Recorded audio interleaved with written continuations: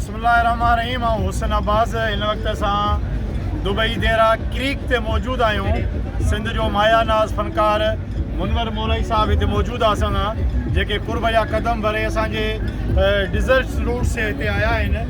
ऐं उन सां गॾु उनजो जेको मेज़बान आहे नादिर सोलंकी साहब आहे, राहूजो साहब आहे, ॿी सॼी संगत आहे। ॾाढी ख़ुशी थिए थी जॾहिं असांजो को फ़नकार क़ौमी फ़नकार दुबई में अचे थो त यकीन कयो त अखियूं ठरी पवंदियूं। ऐं उन शाइरी जी ॻाल्हि वांगुरु त भली यार आहीं तुंहिंजूं लख भलायूं, असां पाण वेठे तुंहिंजूं ॻाल्हियूं ॻायूं। मुनवर मौलवी साहब कीअं ॾिसो था दुबई खे? माशाल्लाह माशाल्लाह ज़बरदस्त मज़ो अचे पियो। असां त उहे लफ़्ज़ न आहिनि जो असां तारीफ़ करे सघूं। माशाल्लाह जेको दुबई में मज़ो आहे सो कंहिं बि मुल्क में कंहिं बि कंट्री में न आहे। माशाल्लाह इंजॉय कयो आहे।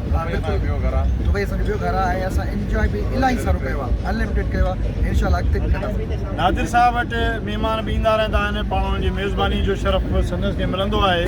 तव्हां सर मुसलसल मेज़बानी करे रहिया आहियो, कीअं ॾिसो था अॼु मुनवर मौलवी साहब सां विच में? ऐं सजण साणीअ कंहिं अणासीअ विसरे हैफ़तुनि खे होए वतन जन विसारियो। असल में हीअ हिकिड़ी सिंध जी सकाफ़त आहे त सिंध मां जेके बि दोस्त हिते अचनि था असांखे तमामु घणी ख़ुशी थींदी आहे। ऐं जॾहिं असां उन्हनि सां मिलंदा आहियूं असांखे ईअं लॻंदो आहे त हू सिंध जी मिटी पंहिंजे हथनि पंहिंजे कपिड़नि में खणी विया आहिनि। ऐं उहा ई माना उतां सां वठण लाइ असां हिननि दोस्तनि खे पाण वटि घुराए करे असां जेको आहे त पंहिंजी ख़िदमत जो हिकिड़ो नंढिड़ो मौक़ो उन्हनि खे फ़राहम कंदा आहियूं।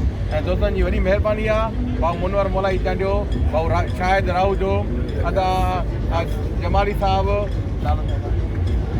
अमाला जमाली साहब, अदा न्याज़ खोसो ऐं ज़ाहिद लिगारी, सईद चांडियो, भाउ सलीम राहूजो, सभिनि दोस्तनि जी महिरबानी जिन असांजे नंढड़े सॾ ते हिते कई करे असांखे मान बख़्शो आहे। तव्हां सभिनि दोस्तनि जी वॾी महिरबानी। जॾहिं बि सिंध जे दोस्तनि खे गुज़ारा त जॾहिं बि दुबई अचनि त असांखे ख़िदमत जो मौक़ो ॾींदा कनि। ऐं हिन देरा बीच ते जेको आहे सो असीं मौजूदु हूंदा आहियूं।